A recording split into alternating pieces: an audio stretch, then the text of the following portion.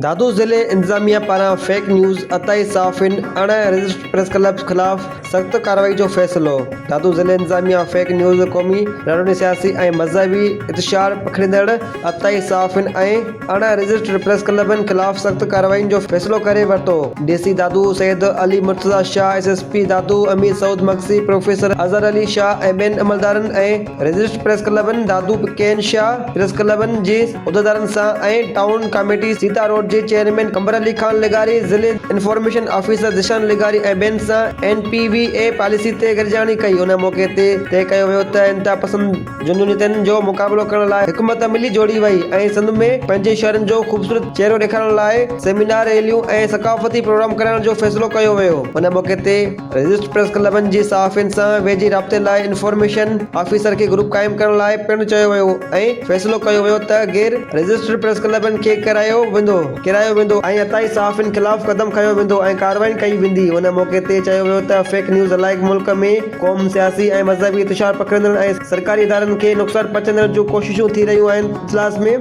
दादू press club जे सदर निज़ाम Sheikh, general secretary गलन fund server जलाल सोलंकी, रिज़वान मंगी, अलाई बख्श खुश्क, सखी सरदार चारण, केन शाह, प्रेस क्लब जे सदर कुर्बान अली बुगियो, नायब सदर मोहम्मद जाफ़र बुगियो, नायब सदर बरकत अली चांडियो, जनरल सेक्रेटरी आशिक अली खोसो, जॉइंट सेक्रेटरी अहमद हुसैन चांडियो, मोहम्मद इस्माइल खुआरो ऐं ॿियनि शिरकत कई।